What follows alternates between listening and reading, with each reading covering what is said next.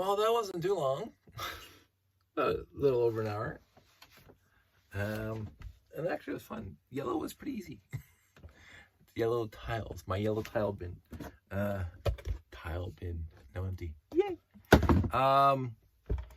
So this bin broke down into 1 and almost 2 containers. I still have this whole strip empty. And I could probably make some more room. Love doing that. But not too many surprises. I didn't have a lot of yellow tiles, and then these guys will be sorted separately into the big pile. I am actually, per color, I'm having a tote like this that has just large pieces that don't seem to fit anywhere else, and they don't want to fit in here. Like, I mean, I have one of these. One. I came in to use lot once, and I'm going, yeah, I know what it's for. I think I have blue ones, maybe. I can't remember what other colors they came in. But I have this one. And I know it didn't come in the Neptune set or whatever, that big, huge yellow Aquazone monstrosity that I absolutely adore, which I did buy from... I'm trying to remember if I got it off... I don't think I bought it from the store. I think I got it from the shop at home. Deep discount. Back in the day. I got a lot of sets back in the day from the shop at home, early 2000s, late 1990s, because somebody would post on Lugnet every week or every month about the shop at home sales of just them just dumping old sets. I bought at least 2 of the Racer Big Track, the gutter track is what we called it. I bought 2 of those sets. I bought 2 Arachnoid and no water, so my friends are already yelling at me. Where's your water? Upstairs. Arachnid star bases, base sets, which I still adore to this day. I am a fan of insectoids. There are some duds in there, but the Arachnid star base or big base isn't one of them. That is a fantastically awesome set. And I bought 2 of them from the shop at home super specials, and then I got a used lot of one. I think maybe a year, 2 years ago, and I built it. And I think I made a video about it, and I still loved it because I hadn't had it built in a long time, 20 years. But it is a fantastic, fantastic set. But anyway, so more tangents and tangents. So these things, and of course my big panels, and I got a few of these. I don't know why they're even in here, and I have lots of these, which is awesome, in yellow. I did find this thing, and I was gonna look it up before I started the video, but it's not a steering wheel. It's not a steering wheel. It doesn't say Lego on the bottom. It says, I was reading this. Is it this way? I could read this earlier, but I should just take a picture. 1509 or 1508 0805. I don't know if it's Lego, but it was in this bin, my tiles bin. I could try to search it up later, but it doesn't matter. So that stuff stays out of here. So 1x8s, 1x6s, 1x4s, the whole thing's 1x4s, 1x2s, 1x1s, 2x4s, and then 1x1 clippies, vertical clippies, grill plates, or grill tiles, and then the miscellaneous round, quarter round, 2x2s, 1x1s, whatever, 2x2 tiles with center stud, because it's a tile. The stud's not in the right spot, so it's a tile with a stud in the middle. Shoot me. And then 2x2 tiles, and then steering wheels. And I was amazed, actually, of how many yellow steering wheels I have. I did not expect that, because I know I have tons of blue. I know I have tons of light gray. I did not expect yellow to be as much, and we'll get into that in a sec. The next one, 2x2 with pin. Up here we have 1x2 panel, and then we have 1x4 panels. Oh, sorry, this is 1x2 panels, 1x4 panels. These are the 1x1 corner panels and the 1x2 feet rests of the friend sets. So it has the line in the middle. And then 2x2 panels, 2x3 panels, and 3x4 panels, 4x3 panels. Down here is flags and whatever else is like whatever, and then more flags, whatever. And then the handle tile, whatever. So all done, empty. Let me hit close. What I did at the end, what was not surprising, is that I have a whole bag of 2x2 tiles overflow in here, done now. But also about 2 dozen more yellow steering wheels that didn't fit in there. So I don't care. I'm gonna put them in the overflow and bring them to Brickomania. so all my overflow is coming to Brickomania with me. I may find bigger bags than this, but what I'm gonna do is I'm gonna have all my overflow baggies there, and I'm gonna say, hey, fill up a bag of whatever for $1, and then whoever wants whatever, and if they want to buy the whole bag for whatever, I can work out a deal. As long as I'm not feeling like I'm being screwed, I'm gonna bring all my overflow. And right now I have light gray, black, and I think some blue. Man, I don't see blue right now, but modified plates and tiles. So yellow, black, and blue, yellow, black, and light gray so far, which for me is perfectly acceptable. And if it doesn't sell at Brickomania, I'm going to bring them to Bricks and Six and see what I can make from there. But I'm happy about this, because what happened was I was trying to do that upgrade to my big huge tower with the extendo vision of the lighting platforms. I was looking for 1x1 tiles in that big bin, and it was a pain in the butt. So again, I was shaking my fist in the general direction of the universe, and I say, why have I not? Because I'm digging down. Here's me going into the vault, the big WKRV vault, deep cut. I'm like searching through, and all of a sudden, oh, there's one, and there's one, and there's one. It took me an extra 5 minutes just to find the number of 1x1 tiles I needed, and now it's going to take me literally 0 seconds because they're all right there. so happiness and joy. Thank you, Jeff, once again, for inspiring me. And I think that's it. What I did find during the process is I found a whole bunch of more 1x1s with the numbers on them. I did find 5 1x4s, because you know how many of these I used up in my layout. I thought I was out, but I found more there.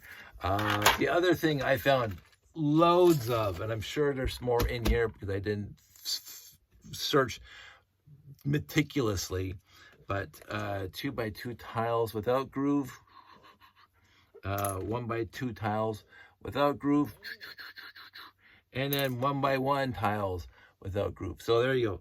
And then and 1x1 grill tiles without groove. Yes, I still have some in yellow. So I keep on doing that when I'm doing this, so there's more yellow stuff in there. This is my ancient bin of wonderful parts. So I am trying to separate, and I don't put a lot of effort into it, but era-specific parts and pieces. And I know that even with the blue and the light gray, especially light gray, when I'm building, taking tiles out of that bin, I keep on coming across non-grooved tiles in there, and I dump them into here. So, but they sometimes do get used.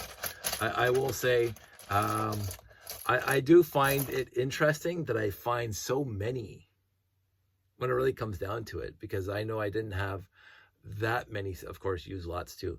And of course, used lots I buy usually come with 1960, late 60s, early 70s parts and pieces. I get that. But seriously, all this is me just sorting stuff out. Other than that, that's it. I'm going to actually, well, I am tired. It's bedtime. I do have, I want to show you this. I just noticed it now. I just want to figure out which way's up. There we go. I don't know if you can see the logo on that. Let's see if you can see the logo on that. It is a wonderful, wonderful brick from the 60s. And I have a white one here too that's basically the same. The white has faded to, like, I don't even know what color that would be. It's not tan, but it has the old logo on it. I love finding those bricks in my collection. I really do. But anyway, that's it. I'm not going to drag this out to 10 minutes. Ooh, really short one. I don't know what's going to happen in the near future. I'm busy again, but I got this done, and I'm happy. Thanks, Jeff, again. So everybody out there, stay safe, take care, and I hope everything else is going well. Okay, I wasn't going to talk about this, but here's a brief tangent. And I don't want to get too serious, because this is not for serious people. Why so serious? Not a deep cut. Why so serious? Not my favorite Batman movie, but fantastic. But anyway, life happens.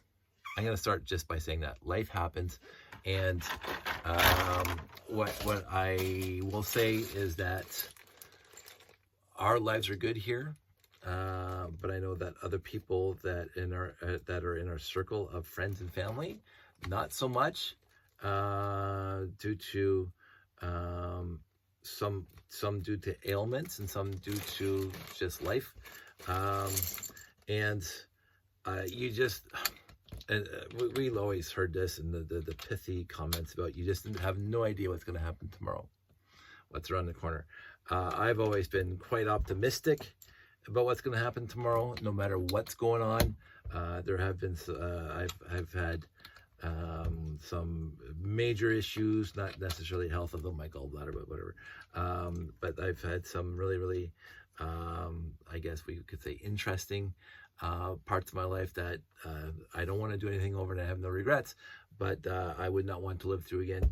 But I do know that right now out there in the world of my friends and family that some of them are going through stuff. And so my good thoughts to the universe, shall we say. And once again, I reiterate, I talked about this a little bit the other day, as kind of not directly related, but somewhat related, is just be kind. You literally have no idea what somebody else is going through with their lives, and so it doesn't take any time off of you to be kind to people. I mentioned again the other day, but also Niagara Falls Comic-Con, how I was really nice and talkative to one of the people that worked there, and so this is the tangent of what I just talked about. And at the end of the weekend, she was, "Oh, Dave, you should park here," and that was verboten for anybody else, which I got executive parking. That was nice. And then even on this weekend from the past show, the guy said just pull right up to the loading dock, which I've never had before at Anime North, and I was talking to him all weekend. I don't do it for that. There's no expectation. There's no quid pro quo here, but I do find it does pay to be nice.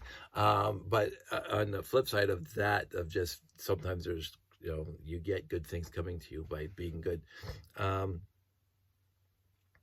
You just don't know tomorrow. You have no idea. And whether it's stuff that happens in your life with other people that can negatively impact how you're doing, or it could be environmental and or health that could just show up out of the blue. I know for myself that my stenosis just showed up years ago, and we didn't know what it was for months until it was diagnosed after running many tests, and daily living with the constant pain and all that does get to the point where, like, oh, what am I going to do? But I always, there was some points that I was pretty down regarding the pain, and there were some, I would say, missteps of mine, but I was dealing with pain. But overall, I like to think that I was handling it as best I could, and keeping a stiff upper lip, blah, blah, blah, but also having a general good outlook in life that this wasn't going to be the end of me, and there was always going to be tomorrow. And I don't know for my friends and family what their tomorrow holds, but I am thinking of them through these tough times, tumultuous times, if you want to say it that. And but I think a lot of well, that's obviously a lot of people are going through stuff, and so if you come across somebody who might be ornery or like mean or miserable for the day, and they haven't been miserable in the past, you have no idea what's going through them. So don't just just go get over it. That's not a way of approaching this. Just a love and support and appreciation of who they are. that could lead into another tangent about my whole life. I've been wanting and working on accepting people for who they are. So this has nothing to do with what I just talked about, but that's just how I've run my life. It's just accepting people for who they are, what they believe, what they love, what they cherish, and appreciating that. I think I mentioned that numerous times. Don't want to hear it again, but appreciating the person for who they are, and not who I want them to be, and accepting their love to me the way they can give it to me instead of wanting something different. I've always done it that way. I don't know where that comes from. I don't know if my mom and dad sat me down when I was a kid. I have no idea where these thoughts came from, that I will accept people overall as long as they're not negatively interfering or they're detrimental to other people. I will accept you as you are and appreciate you for who you are. My only line that I've ever drawn in my entire life is that if who you are, like a bully or a malcontent, I mentioned that before. One of my friends, yeah, that won't even talk about it, but I appreciate the person. But we have a differing opinion on something specific. And I didn't use the word malcontent. But in the actual meaning of the word malcontent, of a person who does not want to better society, they just want to tear down society. That's the true meaning of malcontent. They don't. I'm not talking about people who don't follow rules, because again, some rules are gray area that maybe you don't need to follow. As in this situation, I've never had a problem with rule breakers if the rules at that point in that situation could be broken. I've had problems with people who buck the system and break the rules all the time just because they're malcontents. That's the difference. There's nuance here. I always say, like, thievery is bad, stealing is bad. But if I'm, again, we can talk about the trolley problems and everything else. If I'm walking down the street, hypothetical, I'm walking down the street and somebody's having a heart attack right in front of me, and I see a store window there with an AED on the wall behind the window, and the place is closed, I'm breaking that glass. I'm breaking into the store to get the AED to rescue this person. And again, fully cognizant that there will probably be consequences for that action by the owner of the establishment. And I'm fully willing to take that. But I will do that. I will break the rule of breaking in. You don't break into people's places or situations, but if the situation calls for me to break in due to saving somebody's life, I'll do that any day of the week, and I'll go to jail for it if that's what it comes down to. I will fight to say I did it for these reasons, and to me it's just. But if the justice system thinks that's bad, fine. But I will live comfortably in my head that I did the right thing. It doesn't matter. So, and that to me is always what it comes down to, is doing the right thing for people, for society. And if society's written codec disagrees with me and the system disagrees with me, that's fine. I'll accept the punishment for that from society. I do not break laws. I do not buck the system just for the sense of bucking the system. I've known people who just cannot stand to follow any rules ever. Anytime you say don't do that, they'll go do that. Don't touch that, they'll touch that. It's just built into them to be ornery and a malcontent, that they, no matter what you do. And so, and that's the true definition of somebody who doesn't care about society. That they just break rules just for the sake of breaking rules because they don't want to follow them. There's no rationale, there's no justice, there's no whatever behind it. They just don't like it. They don't like to follow rules. So that's fine. I've always been a pretty good rule follower overall. I do march to my own drummer. My mom always said that, march to my own drummer, but I do tend to follow rules. I tend to not go off script. I tend to not go off societal norms overall. as long as those norms are rational and thought out, and I appreciate. But in specific instances, even when I was younger, I accepted people for who they are. And if they want to be gay, literally never had a problem with that. If they are gay, 100%. And I will say this, now we're in this topic and 20 minutes into this. I have, back in the 80s, it wasn't, I don't want to use the term too cool to be gay. That's not what I'm trying to convey. People had issues coming out of,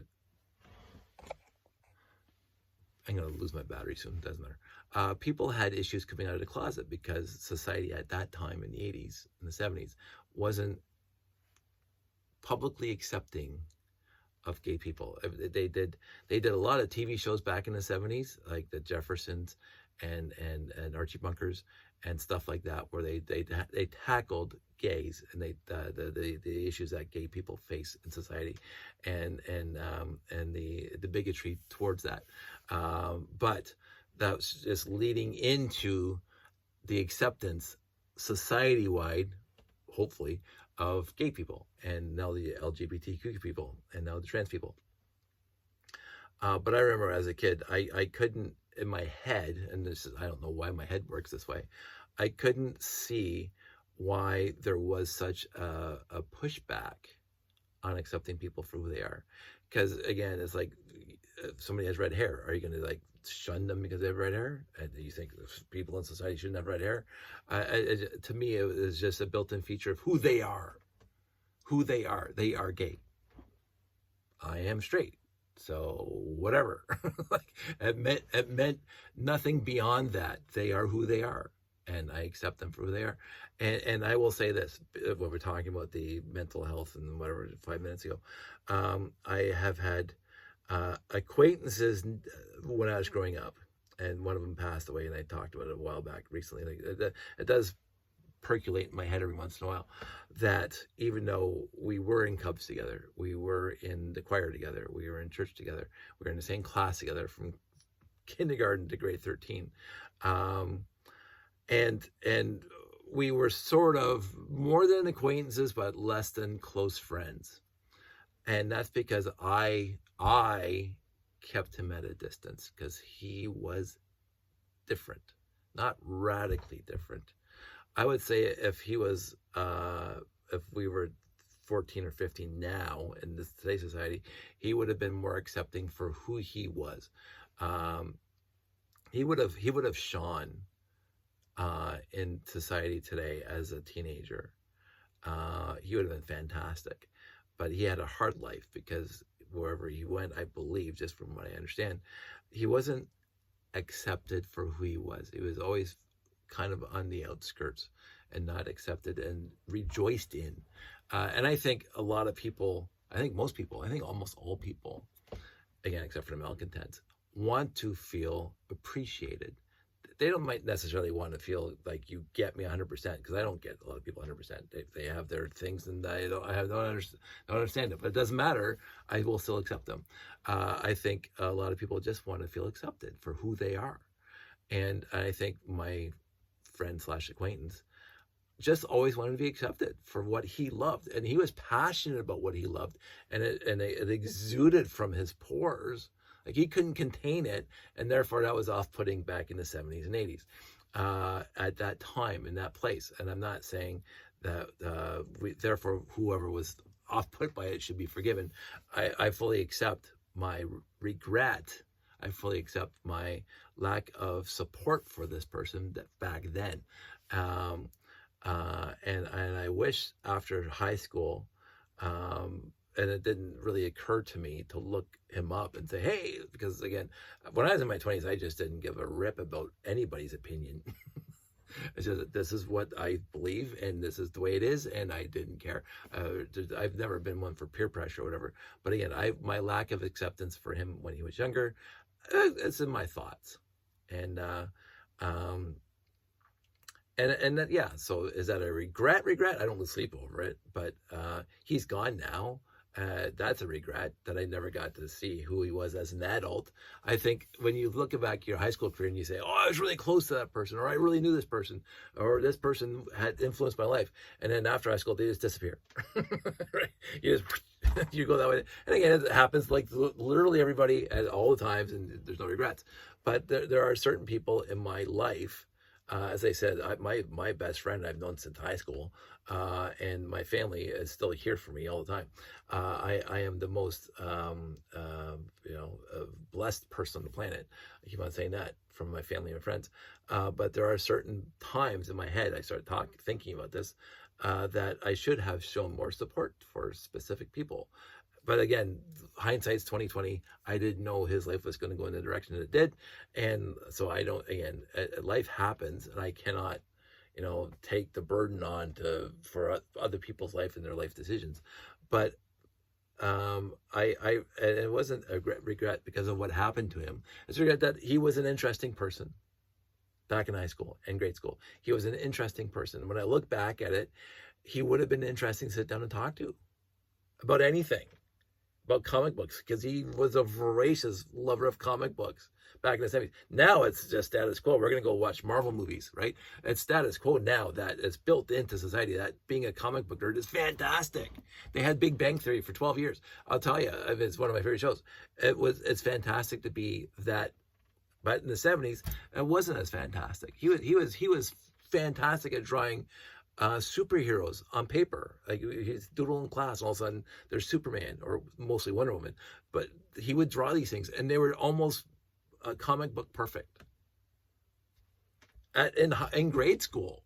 so like there was something there, and my regret is not enjoying and relishing in his stuff and his ambiance, his whatever. So I think about that sometimes. And so I try not to miss out now. So that is a lesson for me.